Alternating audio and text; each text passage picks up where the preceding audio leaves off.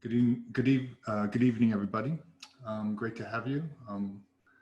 Welcome to another STI lecture. We're joined today by Felipe Correa. If you don't know me, my name's Bradley Cantrell. I'm chair and professor of the Department of Landscape Architecture, also coordinating the Summer Design Institute. So I'm going to go ahead and introduce Felipe and then hand things over to him, and then we'll have some time at the end for a bit of some Q&A after his lecture.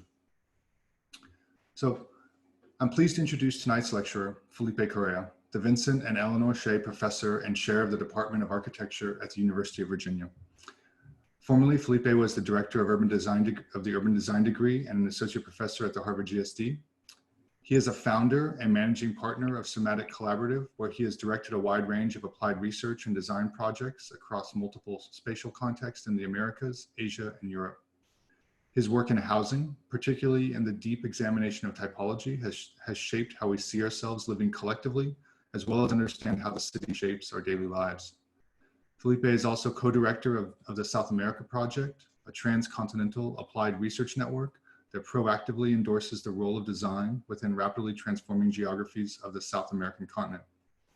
He is the author of multiple books, including Beyond the City, Resource Extraction Urbanism in South America, Mexico City Between Geometry and Geography, and A Line in the Andes, which won first prize at the Pan American Architecture Biennale. His most recent book, Sao Paulo, A Graphic Biography, a bilingual edition that traces the history of the city's urban form, was released in 2018. His talk tonight is titled Building a Culture of Description. Please welcome Felipe Correa. Good evening, everyone. And Brad, thanks for that great introduction. And I'm very happy to be here, this time as a presenter. I've been here in the past to introduce a couple of lectures, but now I get to give the lecture myself. And I'm very happy to meet all of the incoming students. But in addition, also see a lot of faculty here in the audience and sort of friends and so on. So very happy to be here today and to share a little bit of my work. I'm going to go ahead and sort of share my desktop. Okay. You full screen. Okay. Can you see my screen? Yep. Great. Yep. Okay. So today I sort of would like to share two specific projects that sort of we've developed in the past 3 or 4 years. And by we, I mean sort of a larger team. Somatic Collaborative is composed by Anthony Achavati and myself, along with Devin Dobrowolski, who's sort of been very active collaborating with us over the past 3 or 4 years and is one of the instructors of SDI, so I'm sure you know him quite well. And for the purpose of this lecture, I would like to present two projects. The Sao Paulo, A Graphic Biography project that, that Brad mentioned, and also a project that's currently in progress in the city of Manaus, and which actually serves as the basis for Somatic Collaborative submission to what was the 2020 Venice Biennial, which is now the 2021 Venice Biennial, Architecture Biennial opening next fall, opening next spring. And the reason why I chose these two projects is because both of them deal with rivers, but they deal with rivers from a very different perspective. In many ways, Sao Paulo deals with the Tiete River from a perspective of rethinking post-industrial land in the context of a larger urban landscape. In the case of Manaus, while sort of there are very strong landscape components in the project, we actually look at the river and at sort of restoring or rearticulating the relationship of the river to the city through the specific or precise insertion of architectural types.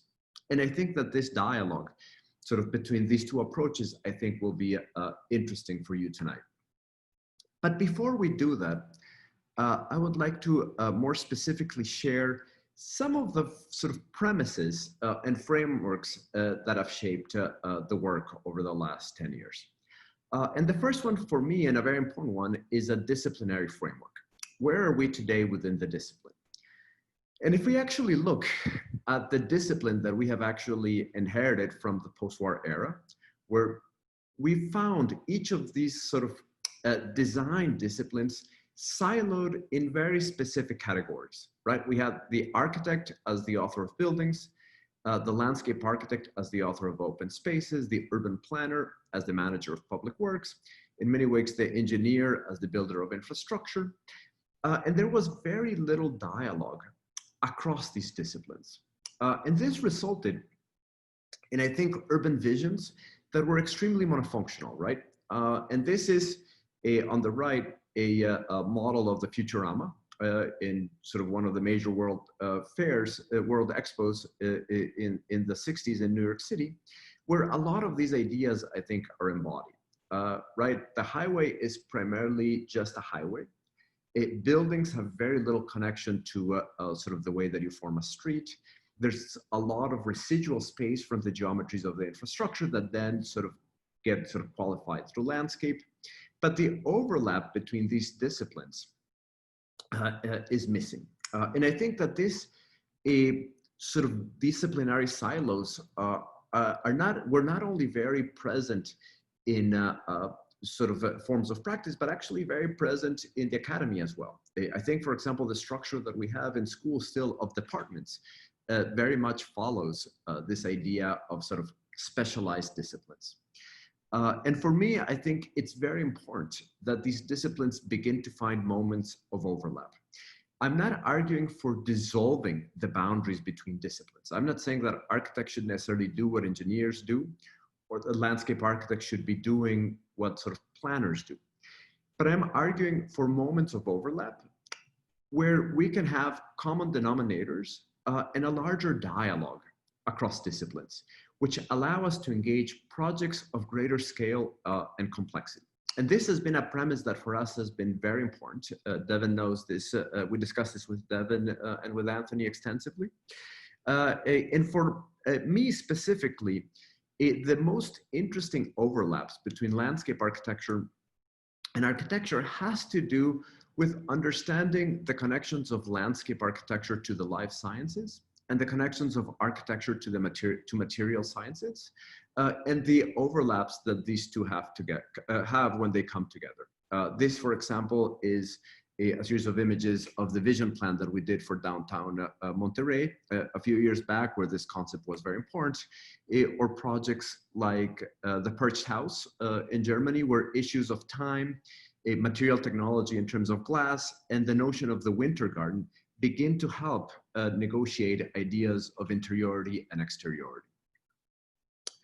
Another aspect that for us is extremely important in our work is the Scalar Framework. What are the scales at which we work? And we are much more interested in being amateurs across scales than being specialized in a specific scale. And if you look at our portfolio of projects, we are very interested all the way in sort of projects that engage in sort of very precise material assemblages at the scale of furniture, all the way to very large sort of bodies of work, of applied research work, like in this case, sort of a project called the Arizona Report, which begins to look at the larger relationships between water infrastructure and urbanization in the Phoenix, Tucson mega region. Within this context, the work is actually divided in two specific categories. And in that way, our website, designed by a graphic designer named called Neil Donnelly, who has worked with us in many, many projects, also the designer of the Sao Paulo book, sort of organized this very clearly, right? We have projects and we have applied research. And in many ways, our work oscillates between these two conditions quite clearly.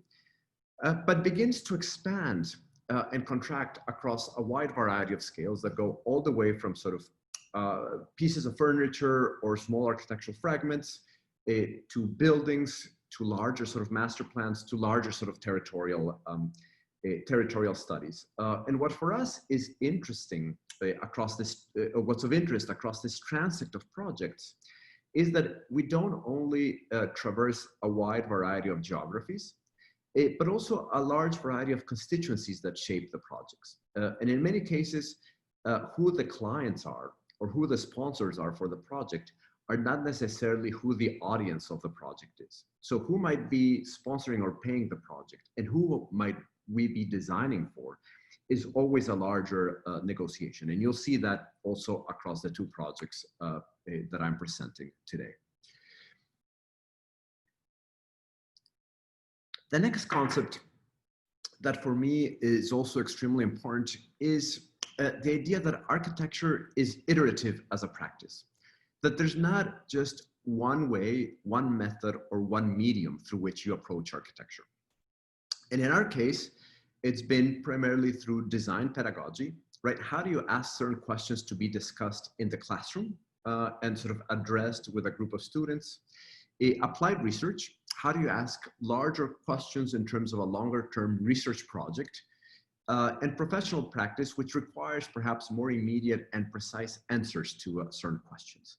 But what I actually think is of value is not each of these individual lines, but the cross-pollination that happens across these lines, how one informs the other. And in this context, maybe the element that ties the three together is an inherent interest in constructing a culture of description, of how we actually describe things, both in terms of how we use architecture to read the world, but also how we use a process of description to be able to design pieces that are then inscribed in the world. And this sort of relationship between sort of reading, description, and inscription is very important for our work. And of course, a key reference for this is the late architect and urbanist, Manuel de Sola Morales, who argues for a form of descriptive calligraphy, which seeks to represent the territory in a way that is more than just literal. Rather, it seeks to represent the territory in a way that is literary. And for us, a descriptive process paves the way for an architecture of ideas rather than simply sort of recreating mimetic processes or mimetic drawings. And this condition for us is extremely important. Another reference that is absolutely influential for us is Francois Shea, and specifically this book, The Rule and the Model, which in a more sort of expanded way begins to construct or describe architecture's constitutive role in transforming human institutions over time. And for me, the way that sort of meaningful design decisions have larger consequences in society is a key aspect of the way that we actually think our projects. Actions have consequences. And finally, another sort of point of interest that I think has been crucial to the work and that I think has been revived in many ways today through new digital technologies is this sort of larger debate between typology and morphology, right? If we actually look at the sort of broader work of Aldo Rossi, it's similar to what sort of Chris Lee was describing in his lecture. There's a certain belief on a deep structure of urban and architectural form that can actually be sort of reduced to an architectural typology.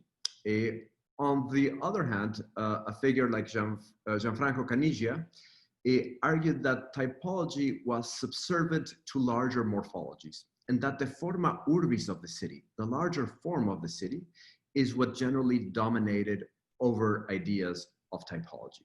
And of course, you couldn't get the two of them in a room. This was sort of an incredible ideological war.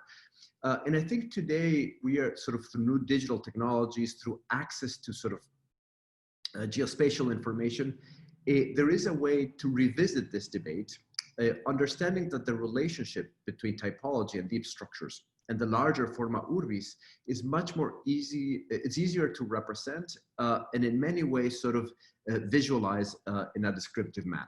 And this has been a crucial part of our work as well. I think a key example is the analytical framework that we developed for the new vision plan for the Metro de Quito in 2014, where on the one hand, we looked at the larger history of the Spanish-American bloc and its fractal qualities, how it actually is able to accommodate a single building at the scale of the monastery, and then be subdivided to 16 different patios to transform from an institutional use to a residential use, and how sort of this fractal condition can then be the premise to begin to test how 21st century typologies can actually be updated within the context of the historic fabric, the historic framework.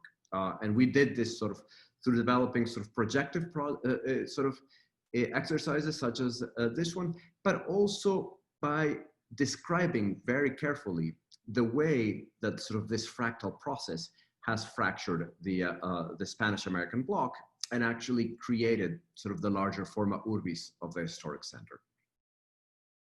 So with this context, I want to go into the first project, Sao Paulo, a graphic biography, and tell you a little bit about the framework of this project. This is a larger applied research project that started in 2017. It was funded by Claudio Haddad and the Haddad Foundation, developed in partnership with Somatic Collaborative and with the University of Texas Press and Romano Guerra Editores. And in many ways, this was quite a phenomenal project, not just because of what we were tasked to do, but also because of the great team of people that came together to actually produce this project. And sort of people not only that came from very different disciplinary backgrounds, architecture, landscape architecture, urban planning, curatorial studies, etc., but people that actually came from very, very different cultural backgrounds. People that were very local to the city of Sao Paulo, people that came all the way from sort of Korea, China, Canada, France, Uruguay, Ecuador in my case, US, etc. And sort of the dialogue that was established in terms of sort of a local knowledge versus sort of larger sort of versus the point of view that sort of a foreigner would bring to the city. This is the city of Sao Paulo, a metropolitan region in which, depending on how you count, will have between 20 and 25 million people. The center of the city is here. And the area that we were tasked to look at was this particular part here, which is the Tiete River and its surrounding areas, which actually hold the largest amount of post-industrial inner city land in the world. There's no other city in the world that has a larger number of square kilometers or square miles of post-industrial land in the world. Part of the development of industry in this area throughout the late 1800s or early 1900s also involved one of the most aggressive sort of hydrological projects in the city, which was what they called the rectification of the Rio Tiente, which was transforming it from a free-flowing floodplain into a very long canal. And you can see here in this sort of drawing from about 1910, 1920, sort of the efforts to actually very, very rigorously put a straitjacket along the river. So the initial task given to us by the Haddad Foundation was to rethink the future of the river in relationship to post-industrial land. And one thing that's interesting about post-industrial land, everybody talks about post-industrial land, but post-industrial land always describes a condition of the past. It's describing what the land used to be, but not what it should be in the future. And for us, very quickly, we actually began to develop a framework that sort of this area could begin to be rethought through a logic that brought sort of a larger hydrological sort of project to the area, rethinking the river, the rescaling of mobility infrastructure, the reorganization of the block structure, and the introduction of inner city affordable housing as the four premises for the project.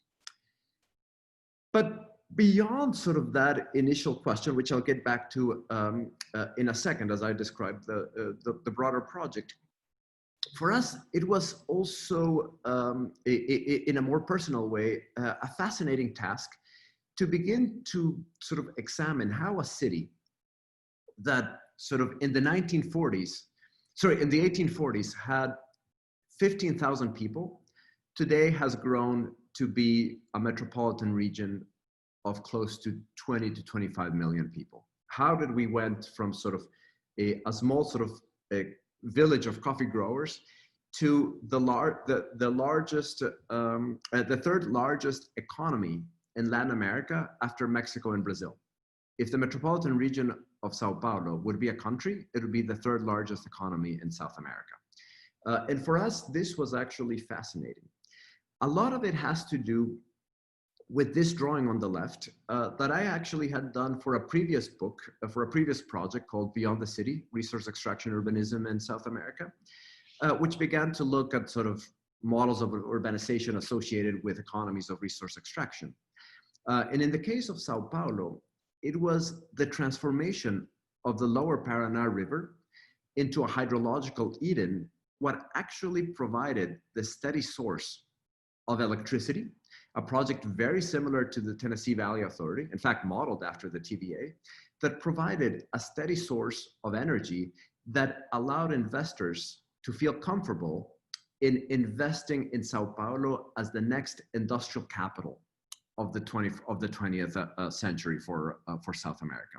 So in many ways, we begin to see that a much larger territorial process begins to sort of inform the growth of this emergent metropolis.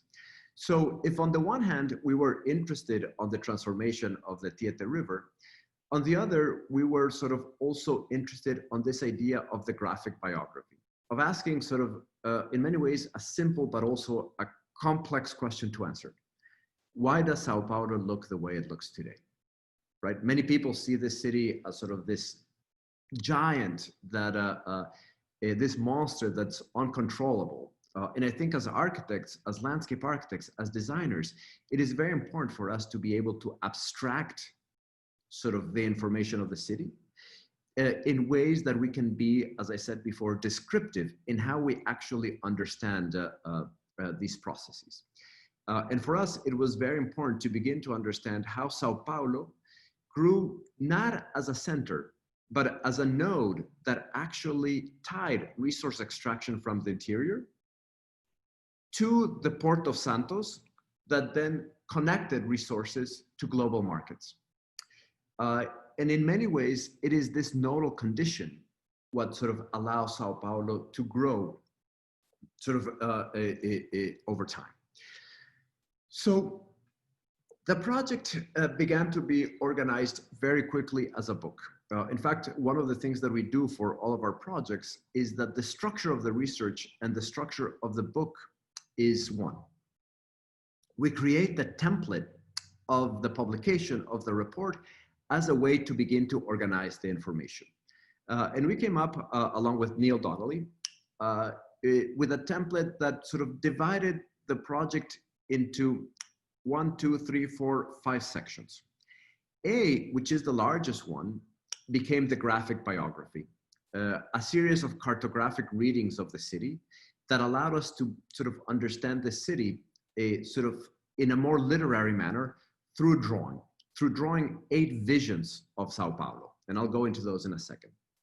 The second one began to look at the legacy of housing, both in the city and in the region, and how we could actually begin to rethink this idea of collective living as a way that could inform the reutilization of post-industrial land. The third one had to do with looking at examples across the globe that looked at issues of mobility infrastructure and how the rescaling of mobility infrastructure, which was essential in relationship to this site, which actually had two major highways on both sides of the river, and then a major rail line adjacent to most of the old warehouses, how rescaling mobility infrastructure could actually reorganize a site that is very close to the city center, but extremely disconnected because of large-scale mobility infrastructure. Then D goes back to the plans, the visions that have actually shaped Sao Paulo historically. And then this larger sort of research piece begins to inform a series of design proposals. And I'm not going to go through all of the chapters, but I want to take you through sort of A, C, and D quickly, and then E. So, of course, the structure of the book then begins to work in a manner where each of the chapters layer into each other so that the information is continuous as you actually read sort of in a way from left to right, as you move through the chapter of the book. So the first one is called Sao Paulo, Models of Urban Growth. And here we began to look at Sao Paulo through 8 lenses: city of ridges and valleys, the city of citadels, city of points, cities of spreads and densities, city of voids, open space, city of collective living, city of warehouses, and the city of layered economies. And each of these began to be abstract narratives through drawing as a way to begin to understand sort of the larger sort of forma urbis that is Sao Paulo. And I'll share just a few of these so that you get an idea of the kind of information that then begins to reveal, that each of these lines begin to reveal. This one is City of Ridges and Valleys, or in a more common language, hydrology, where we began to look at sort of the transformation of the Tiete River. This is the confluence of the Pinheiros and Tiete River at about 1910. And from there, we began to look at how an extremely expansive floodplain has actually reduced over time to canalize sort of the river into a single line, creating an extremely complex hydrological project for a city that takes most of its water from the east and actually drains all the way to the west.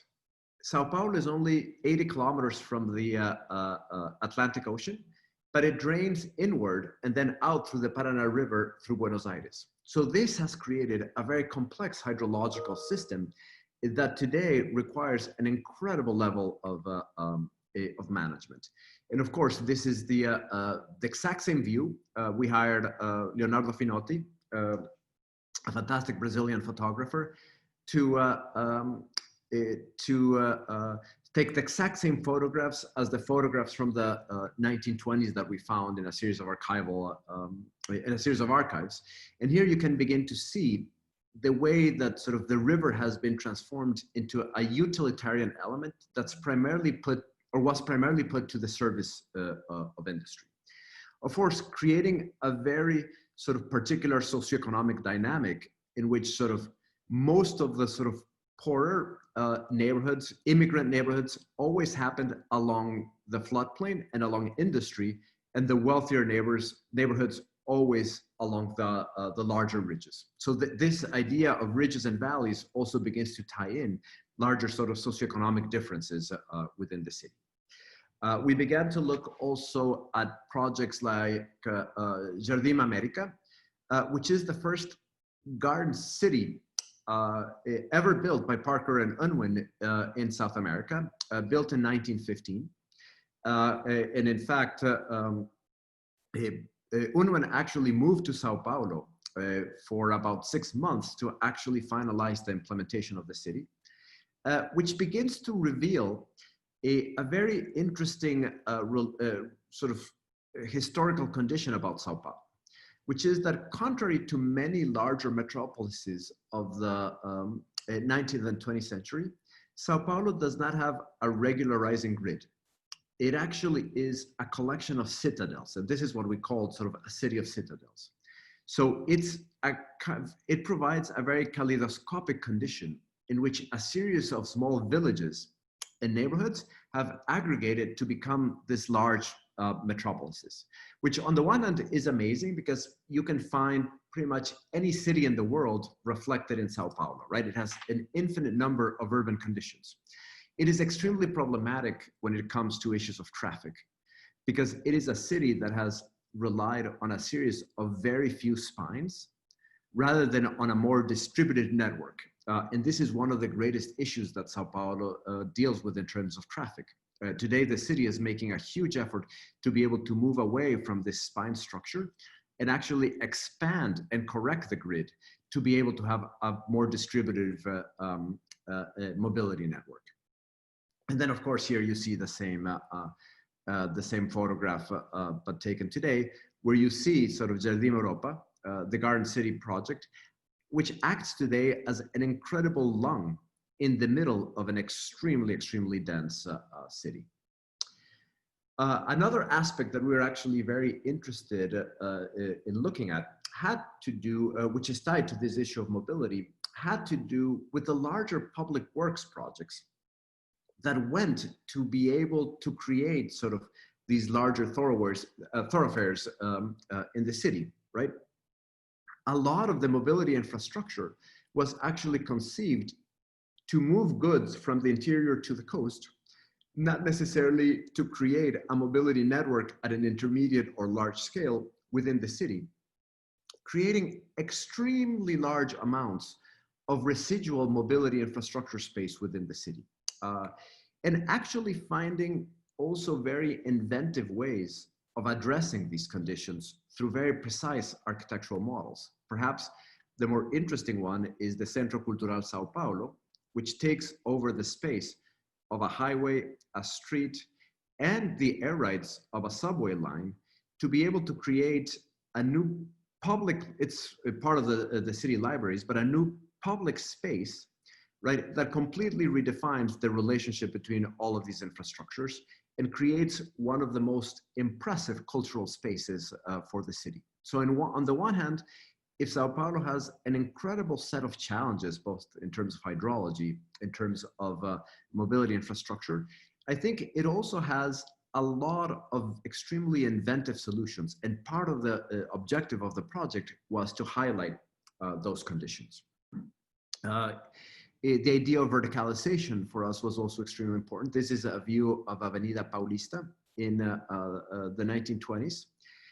This is a survey of the evolution of the skyscraper over time in Sao Paulo. We're always speaking about sort of pencil towers that are popping over New York, but the idea of the thin, tall skyscraper is a very sort of inherently Paulista invention. In a city where you only need one means of egress, in terms of one encased stairwell, primarily encased in concrete, you're actually able to build with much thinner footprints. So the idea of thin, tall towers has permeated throughout Sao Paulo over the last 30 or 40 years. And here you see the exact same view that you saw before, but today showing the intensity of development that the city has seen over the last 100 years, and the model of verticalization that has actually dominated the city. And we actually make an argument in the book that while, yes, it is actually extremely criticized that a lot of these towers become vertical gated communities, there is the possibility that the emphasis on verticalization could actually develop a transfer of development rights mechanism where, for example, increases in density could then also begin to give a quality open space. And for me, rather than being against or in favor of the pencil tower, I would argue more, how does the pencil tower meet the ground and what is the larger urban fabric, right? And quality of life that it creates at the street. That for me is the key question. A sort of the development of verticalization continues in Sao Paulo. Similar ideas looking at issues of public space and beginning to find a series of, I think, interesting discoveries in terms of open space. One being that Sao Paulo doesn't necessarily have a shortage of open space in terms of square footage or square miles. In fact, if you actually count a lot of the natural preserves that are on the outskirts of the city, its percentage is extremely high. The question has more to do with the diversity of these spaces and access to these spaces through neighborhood. And we actually began to look at this taxonomy of spaces, highlighting these sort of conditions of accessibility, of access or lack of access, but also singling out incredible models of public-private partnerships that have emerged in the city, like the idea of the CESCs, which is a network of over 200 public-private clubs that are financed through a tax on retail that then give back the most incredible set of services in terms of recreation, cultural amenities, medical centers, dentistry services, and creating this constellation of social infrastructure at a beautiful intermediate scale. Of course, one of the most well-known ones is Lina Bobardi's CES Pompeia, but there are many others. The most recent one, CES 24 de Mayo by Méndez de Rocha, which actually turns an old department store into one of these CESCs. And it's always just fascinating to begin to see the mixture of social program that actually gets elevated vertically in the city. And here you can begin to see sort of that the most public space, the rooftop and the floor right below, become sort of activated by a series of programs below, but they are actually able to bring an inherent sense of publicness to the 11th and 12th floor of the building. The swimming pool on the left, Professor Devin Dobrowolski and UVA alum Thomas Waltz enjoying the view out of the 11th floor when we were there for the launch of the book a while back. And here you can begin to see some of the others, how heavily sort of occupied they are in on weekends, and how they are actually distributed throughout the city, creating a very democratized access to this facility with these facilities within the city center. Of course, there's, as you can notice, a huge absence of them along the larger outer ring, which also happens to be the poorer part of the city. So if the first part of the project involved sort of this larger graphic biography, the second part of the project looked at, or the third part, the second part was housing. The third part looked at, well, how should the city begin to rethink the rescaling of mobility infrastructure in relationship to these areas along the river? And for this, we actually created an inventory of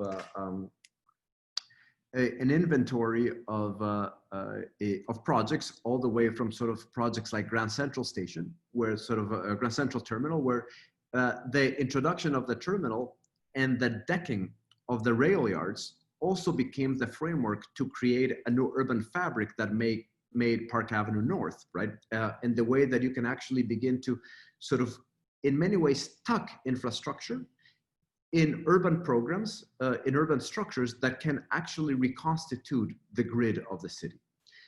All the way to more contemporary projects like Porta Susa in the TGV station in Turin, where a new sort of decking over the infrastructure not only brings access to the train, but allows you to cross the city at key points, something that you were not able to do before. A city that was completely divided by the rail yards.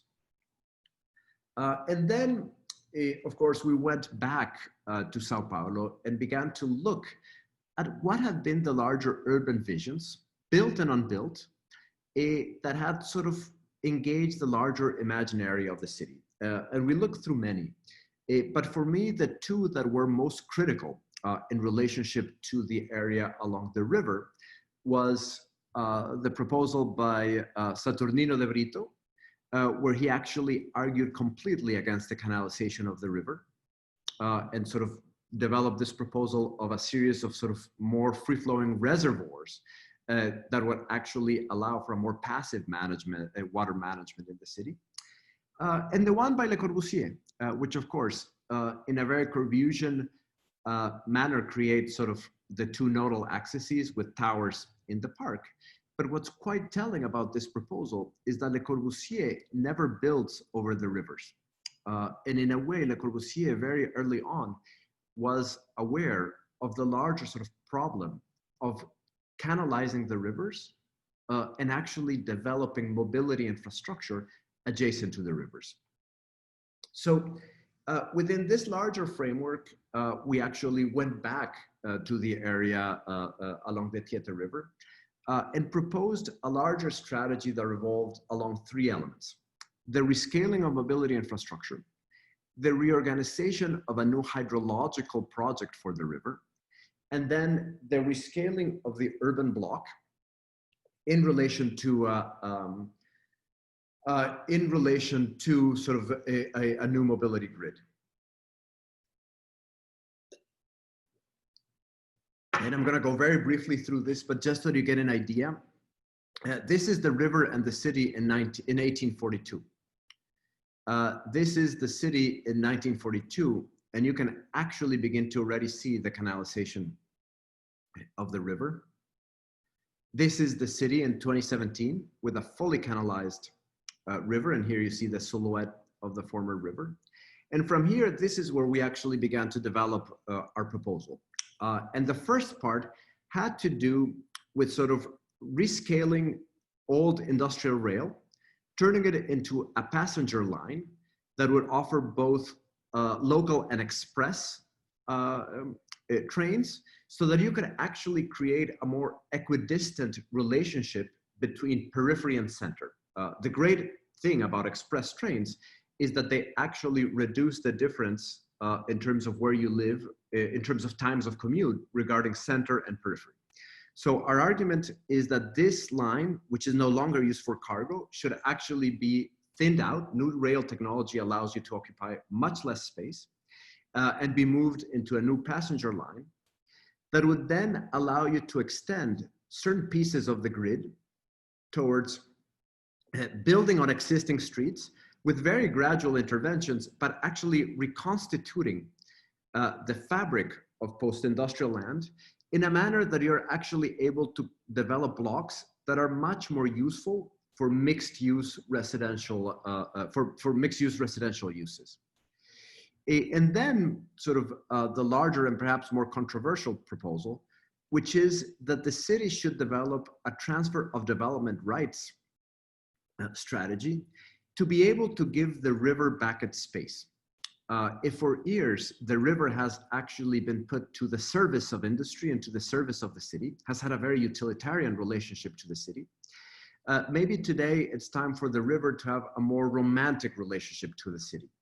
And what I mean by this is sort of make it part of the life of the city from a cultural, recreational, and social perspective that goes beyond just using water for industry, which is what its legacy has been. And then actually developing key moments where hotspots of development can begin to sort of attract developers to build on the other side of the tracks. So this was sort of the general strategy. The project was documented within this book that was published in late 2018 by University of Texas Press.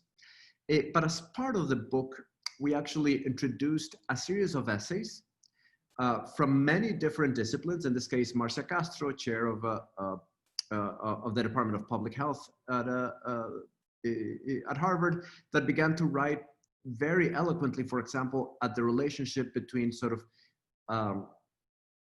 waterborne illnesses and the maintenance of public space and the importance of that in a climate like Sao Paulo, or the Sao Paulo-based architect and urbanist Alexandre Delijaikov on sort of the idea of sort of the collective construction of space and how the city in many ways needs to begin to think once again about sort of a way in which the river becomes part of a larger collective imaginary for the city.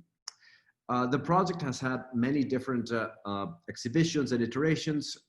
Perhaps one of the most important one was the one that we opened last August, along with Devin Dobrowolski and Anthony Averbek at the Escola da Cidade, one of the main schools of architecture in Sao Paulo, where at the opening, to our surprise, we got over 600 people. The school was expecting between 150 and 200 visitors. We got 600 people that came to the opening. And people of sort of many different walks of life, but perhaps one of the most interesting dignitaries was Fernando Haddad, former mayor of Sao Paulo and the candidate that unfortunately lost the presidential election against Bolsonaro. But also another very important constituency for me, students. The event was packed with students from many different architecture schools that actually came to look at the work. And then also the way that this work has been presented in many different media, including Folha, which is the main sort of newspaper in the city, where the plan was actually put sort of right on center.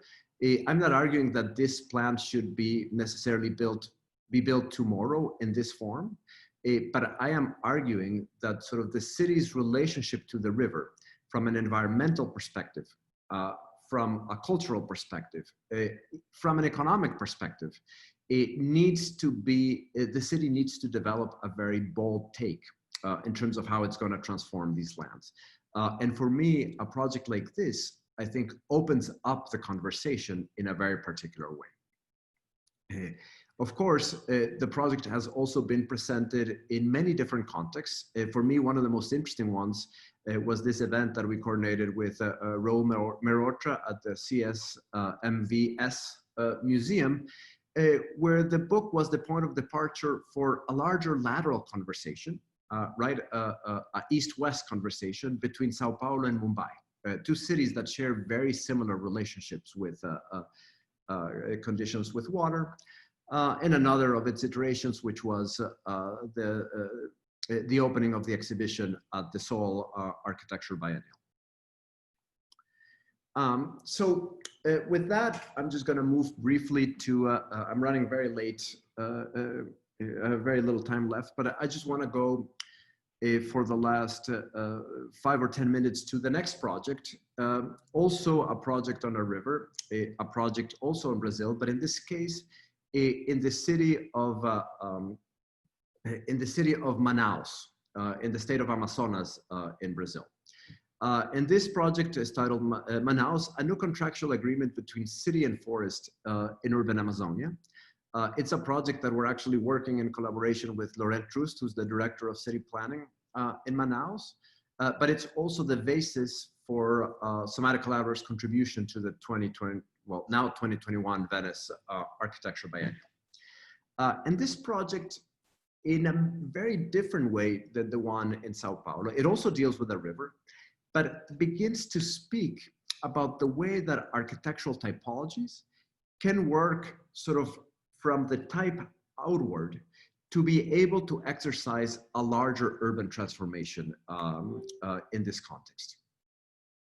This is the city of Manaus. It's inland, but only accessible by air and boat. The thicket of the Amazon forest is so extreme that while it is technically possible to build a highway, it's not financially feasible. So it is basically an island in the middle of the Amazon.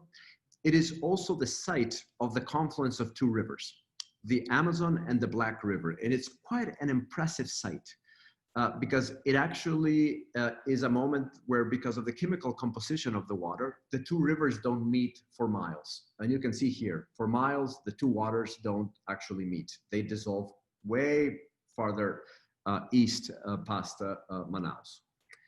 So when we first engaged this project, the larger question that was asked to us was, how should Manaus move from what used to be initially sort of the rubber capital of Brazil and the world in the early 1900s. Then after sort of the rubber bust, the city became known for a very large free trade zone that primarily assembles home appliances and exports them all throughout the world. But of course, the economies of free trade zone areas are also in decline. And the larger question that the city is asking is, what should be its economy in the 21st century? And the city is betting very aggressively on new biomedical research which would require a very different relationship to the immediacy of the Amazon forest. And while, of course, we are not here to develop the economic plan for the city, that I would leave to economists. The question that was asked of us was, what should the identity of the city be in relation to these larger sort of economic ambitions for the city? And for us, the question it was a question of sort of water management and open space.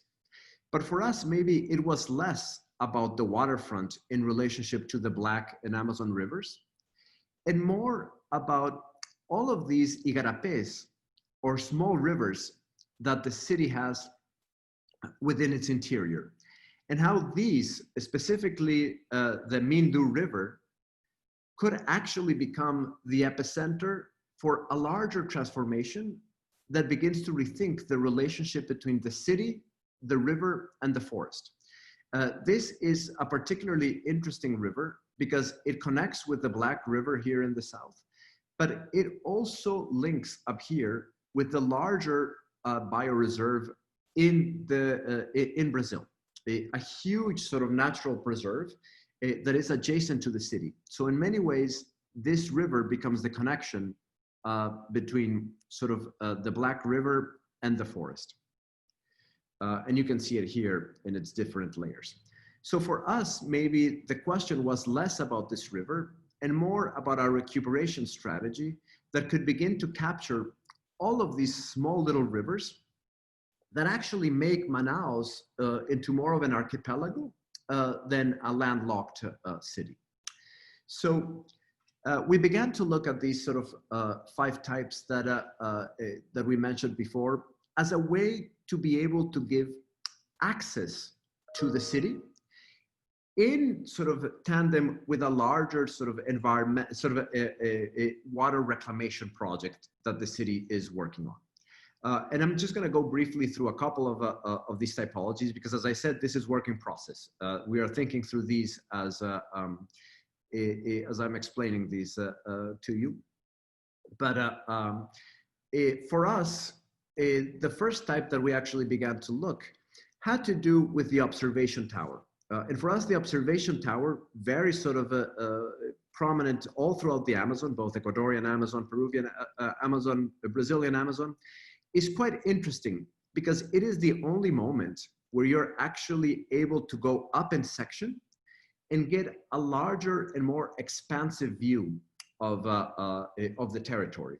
And we actually took the idea of the tower to begin to rethink the idea of new mediatheks or educational centers in combination with the observation tower as a way to bring people up to the top and give a view that's very rarely seen within the city. There are very few high-rise towers in the city. They're generally not accessible to the vast majority of the population. So for us, the idea that we could actually introduce a tower that would mediate and in many ways dissolve the relationship of city and forest, primarily by changing the vantage point, become an extremely interesting proposition.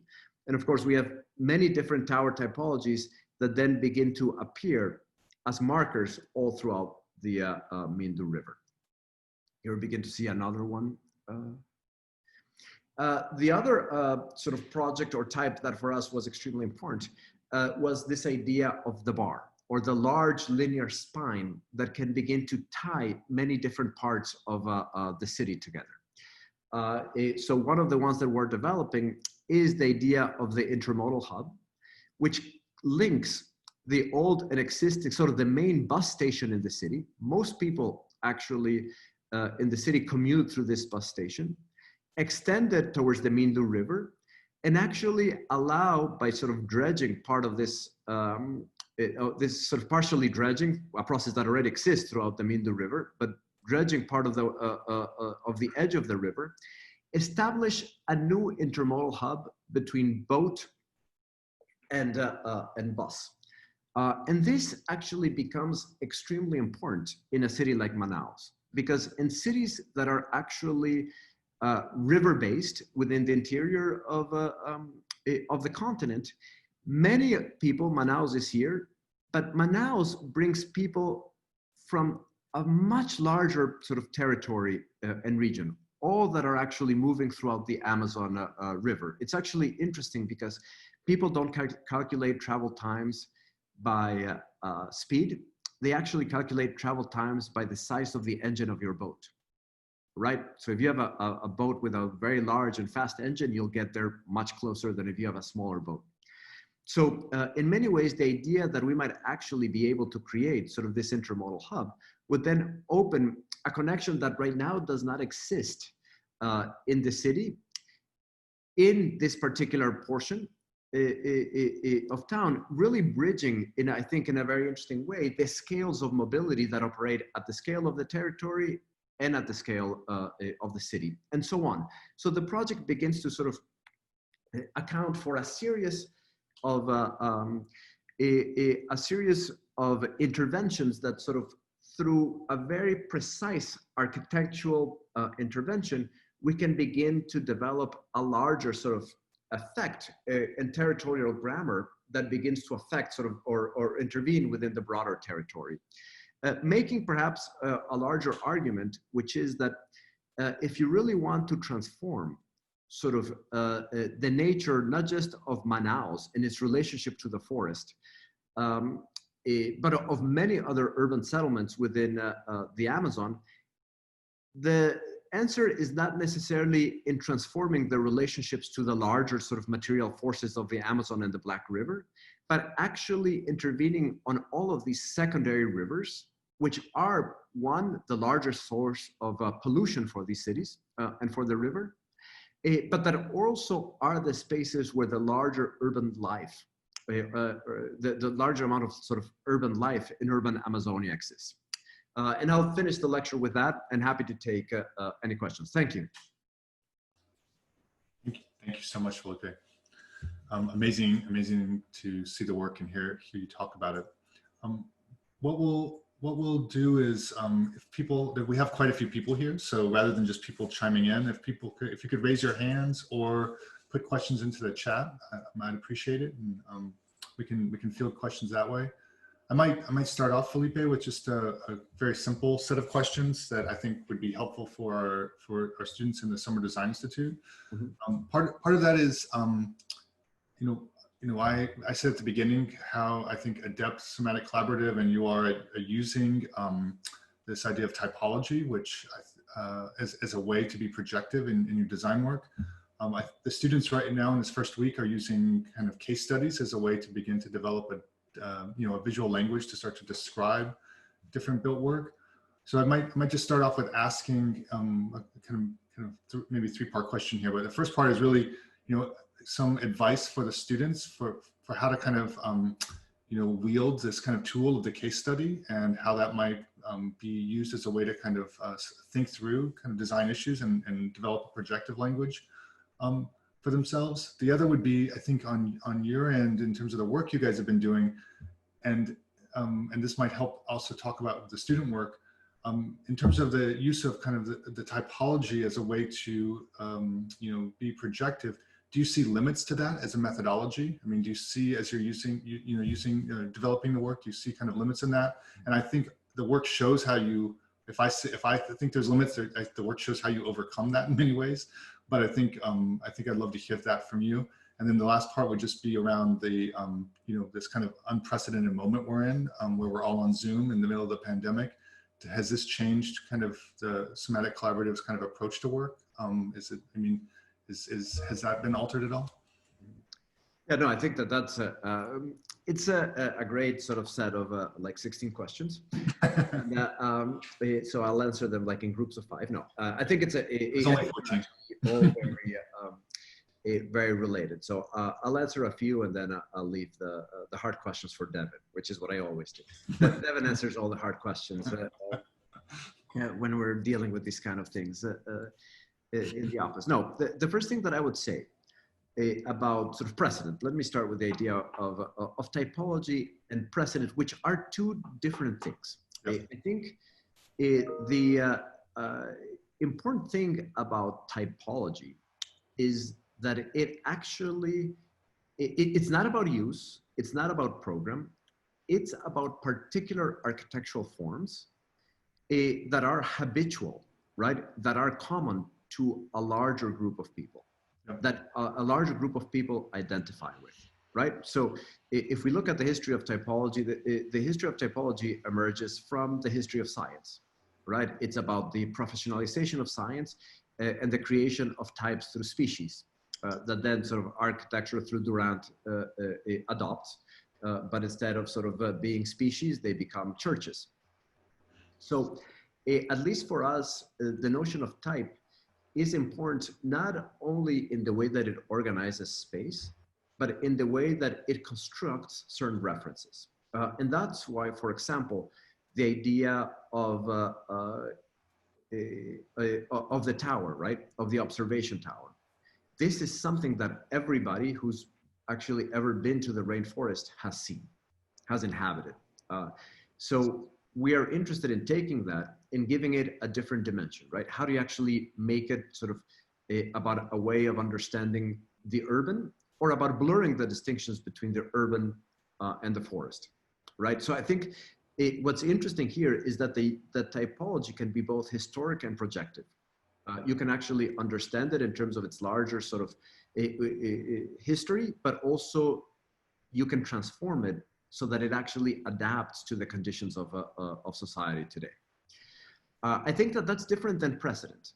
I actually don't like the term precedent, to be honest with you, because precedent is a term that comes from law, right? And law, and what precedent means is that there is a way of doing things, and therefore that's the way that we should move forward, right? There's a lawsuit and there's a precedent for that lawsuit.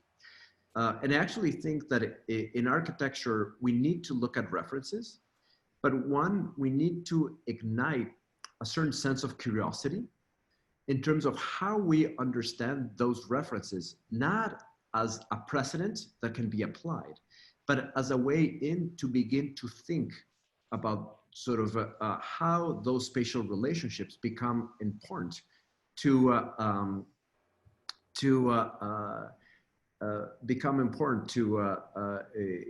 the larger sort of objective that we have in terms of our design sort of a question or design condition.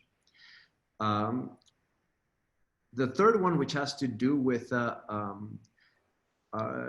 issues of practice. I mean, the pandemic, despite sort of the larger sort of social toll it's had in society that has not necessarily anything to do with the way that we work on our day-to-day basis, but has a lot to do with sort of the emotional state that we're actually in, has also been quite significant in the way that it's changed, not necessarily working methods, not necessarily the way that we actually produce work, but the way that we communicate and connect with certain people. So for example, I have not traveled in, I mean, I used to be on a plane very, very sort of often. I have not traveled in 4 months. So Anthony always jokes that I just need to ride the elevator up and down to sort of be able to deal with the anxiety of not traveling. But on the one hand, you can say, yes, I'm not sort of flying to many of these places as often. On the other hand, this has created sort of a question if that was really necessary, or that if sort of this has allowed for a certain level of focus in the way that the work develops, that I think also presents an interesting counterpart.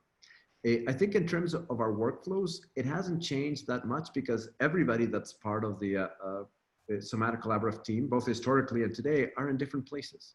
So the idea of talking on Zoom or talking on, before the pandemic, it was all Skype. And I have to say, I feel like I've moved to the 21st century, moving to Zoom. But the dynamics are not that different. And I think that you will see that sort of offices that have, for example, offices that have offices in many different time zones have been able to adapt to the pandemic quite well, because they've been doing this for a very long time, right. Organizing things through these platforms. is part and parcel of what they do. And pedagogically, this becomes, I think, an interesting opportunity for us to begin to think how we actually organize our workflows in a different manner. And it can also become a way of thinking differently, not just about what we're thinking spatially, but how we're actually producing those spatial questions. Yeah, great, thanks so much. So do we have questions? Does anyone raise your hand in the chat? Don't be shy, or I'll call on you. I see Luca there. By the way, I owe you an email. I'll reply at some point. No questions for Felipe? I have one. This is from, I have Omer in a moment, but then Nick in the chat. Nick says, I believe you touched on this briefly with referencing Mumbai, but I'd love to know how this idea of releasing the Rio Tiente from its industrial constraints and giving it a new, more appropriate life in the 21st century can be applied to other post-industrial cities. Can the concept be universal? And then how arduous would the process be? Yeah, I actually think many cities have already done this, right? In fact, if you actually look at the larger sort of history of post-industrial land, maybe the Ruhr Valley in Germany was one of the sort of leading geographies where sort of a new lease on life was injected in a particular territory to be able to keep its industrial heritage, which, by the way, I didn't touch on that, but it's very important. There are many parts of these areas that have to be preserved, and we're advocating for their preservation. But I think that this is a process that has already happened significantly in many cities. And I think Sao Paulo, in many ways, could do it in a very unique way, but it's not going to be the first. Just if you look at Manhattan, right, and the transformation of the waterfront along the edges of Manhattan, this has already happened. What I would argue that I think could be different today is that if you look at all of these projects throughout the 90s, early 2000s, they refurbish post-industrial geometries, but the post-industrial geometries remained prominent in the form of the city. So the New York City waterfront, yes, the piers become parks, but the geometry of the pier remains the same. As we begin to think newer challenges, primarily sea level rise, climate change, I think we're going to have to look more carefully at how the relationship between water and land significantly changes the shape of how the edges of cities work. And I think that that for me is a very interesting proposition. For example, in the case like in a city like Sao Paulo, you might think that I'm crazy, right? Proposing a project that's about 8 or 9 kilometers long, which would be done in phases in a city like Sao Paulo. But Sao Paulo, I don't think has an alternative, because the cost of land downtown is so prohibitive for water retention basins. They have them along the periphery, but all the flooding problem in downtown has to do with sort of the percentage of paved surfaces in the city, the coverage of the city, and an inability to be able to contain stormwater.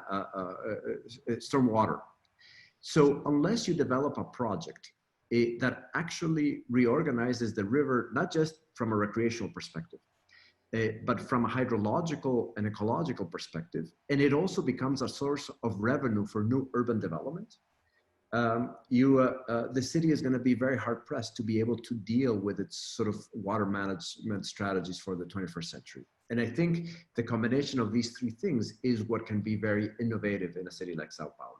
But no, the transformation of post-industrial land has been going on for a very long time. And in fact, there are many great examples that Sao Paulo can learn from. Jose? Thanks, Brad. Hi, Felipe. Thanks so much for the lecture. That was fantastic, as usual. Thank you. I think, Felipe, I'm really interested. I was really interested in just hearing you describe this take on architecture as a way of building a culture of description, I think is what you called it. How we describe and read the world perhaps changes our actions, I think is the idea. And indeed, I think it was very clear to hear you specifically talking about the Sao Paulo book and see the diagram of the research project completely matching the diagram of the book itself. So in fact, we see you and your work as completely literary and descriptive. We get all the descriptions needed to convince us that Sao Paulo indeed needs a change. And then of course, there's your urban vision that provides a way of applying these ideas to inflict such change. But I'm wondering whether you as Somatic Collaborative are interested in effectively and or eventually going further in practice and making that master plan, building those interventions, because I think, and I'm asking you this because I think your work is always for me in this like exquisite middle zone between being speculative in a way, but extremely practical and in fact very feasible, which is I think something that we don't find often in academia, especially, right? We tend to go for the completely speculative and then leave the realm of the physical world and existence. And your work definitely doesn't do that. So I'm just wondering if you can talk a little bit about essentially audience and the aspiration of these projects and your aspiration. It's of the practice, basically. Yeah, I mean, to answer your question in a sentence, would I want to build these tomorrow? Yes. Is the project that we're proposing for Sao Paulo controversial and contested? Of course, right? So I think part of the first step, and this is something that I mentioned before, but I think it's important to reiterate, is that actions have consequences. Right, so the moment that we put these ideas out to the public, the moment that this plan makes it to one of the main pages of the main newspaper in Sao Paulo, the book is sold out in Sao Paulo. It's sold out in the first 6 or 7 months. The municipality is very aware of this work and very interested on this mindset, right? So I think for me, the first step is actually getting buy-in to be able to establish a larger conversation with a set of constituencies that are instrumental in a project like this. And these have to do with sort of the municipality, the state, because by the way, the river is managed by the state, not by the municipality. And this creates very complicated relationships in all sort of waterfront projects throughout the world. And sort of the private sector. But I do think that sort of these conversations are important because one thing that I'm always fascinated, by the way, I'm very happy having been born and raised in Ecuador, but if I would have had a choice, I would have loved to grow up in Sao Paulo. It's one of my most favorite cities in the world. And for me, one of the things that's amazing about Sao Paulo is that it's a city built by industrialists. There's an economic base in the city that I think cares deeply about what the legacy of the city is going to be in the next 100 years. So I think a project like this will gain traction, but I think you need to have sort of the more speculative and bold ideas put on the table, and then sort of push forward a lot of these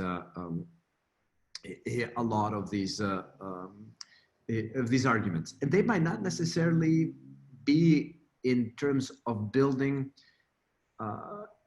sort of the project exactly the way that it is, but it might be about also, maybe it's not me who does it. It might be somebody else who reads this book and frames it in a different way, right? But I think what's important is to put the seeds out there. Just to give you an example, when we did a similar project for Quito, for the Metro de Quito, our big sort of claim was that the stations should actually sell the air rights and that there should be public-private partnerships that give the city revenue, not just through real estate owned by the Metro Authority. When this idea was put forward to the table in the municipality, I was sort of 2 seconds short of being thrown tomatoes. The idea that sort of a public works project that was inherently public could actually benefit from a public-private partnership I was seen as sort of a neoliberal monster of the worst kind. And 6 months later, the city passed a public-private partnership sort of law. right? Because they understood that it was not a question of profiteering. It was a question of finding ways in which you could actually lower the fare of the passenger fare, because the metro was able to find other sources of revenue. So a long way to answer, to say that sort of, in many ways, I think projects like this open up many possibilities. And others, yes, to answer your question, I would want to push them forward, but I think that that's going to happen at a much smaller scale. Right, that I think, for example, a project like the towers in Manaus are much more feasible to be built tomorrow.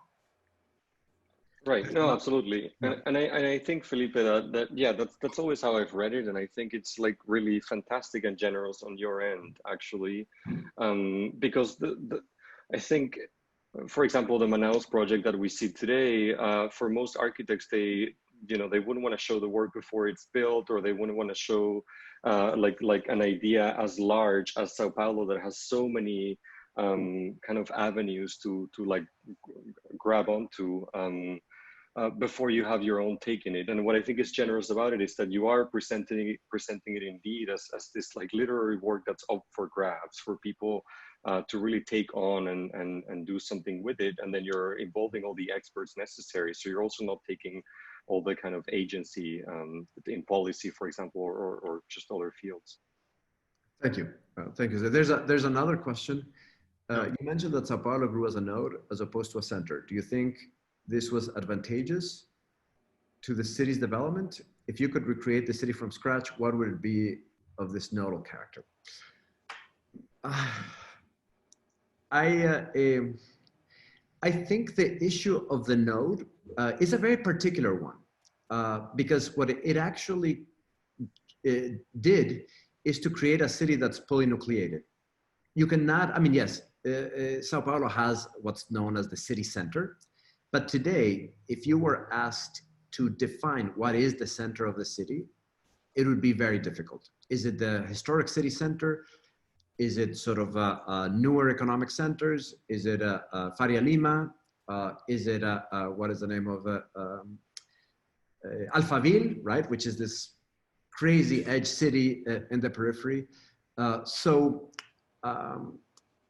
What this nodal condition did was to sort of allow for many different villages to grow into key centers. In a way, not that dissimilar to sort of the larger sort of LA metropolitan region. I'm not that interested in saying, well, if I would have done it from scratch, what would I do? I am much more interested in saying, well, what is the condition today? And how can we actually improve it, transform it from its current condition? And I find that to be always a more productive conversation. I think there are so many factors that shape the form of a city that I think sort of thinking retroactively in that manner would be very sort of would take you through a very narrow path. The other question that we have, which I think is a great one, would you like to talk more about the project Sex Pompeia? I always like to talk more about the project Sex Pompeia. If you're actually in any of my classes, you get tired of the Sex Pompeia. It's one of our case studies, so I think somebody wants more information. By the way, the studio that we're doing in the fall, that is, sort of Devin is also going to be collaborating with me, is actually going to be looking at the notion of many of these projects, not just SESC, but many of these centers, many of these sort of projects that actually are able to bring community facilities in high metropolitan areas. And we're actually going to look at the old Lord and Taylor building and its transformation into a sort of SESC. So if you're interested in this topic, I'm a great opportunity to make a small pitch about my studio in the fall. Yes. The SESC is an incredible invention, right? Because as a system, it actually relies on a 1 per 1,000 tax on retail. So every transaction that that you actually buy in Sao Paulo, 1 per 1,000, I believe it is, goes to this fund. And this fund creates all of these centers. And I think that there's I'm making this up, but close to like 200. There are many of them, all throughout Sao Paulo. And most people, if you are somehow affiliated or your family affiliated to any form of retail, and most people are, you get a free membership. If you have any form of disability, you actually get a free access to it. So in many ways, they've become an incredible sort of social condenser and an incredible social facility. The most famous one is the one designed by Lina Bobardi, because it's also an exquisite building.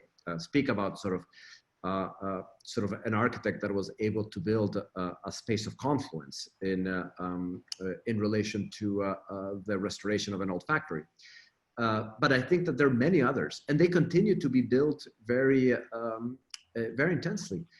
What's amazing is that the system, it's actually a national system, but it's most popular in Sao Paulo. It actually hasn't been as successful in other states. And I think it's this sort of a very sort of unique Paulista quality of Sao Paulo has a very unique quality in cities within Latin America, which is that despite having areas of extreme poverty, it has been able to raise many people to a middle-class status, unlike very few other cities in Latin America. And I think for me, a lot of it has to do with many sort of safety net infrastructures that the city has. And the SESC Pompeia for me is the most sort of phenomenal one, in addition to supporting great architecture. But it's under attack, by the way, by the current president. So one more reason to be very vigilant of what's going on politically in Brazil. Do you want to take one last question and then we can? Yeah. It's from Judy Chen here. And yeah.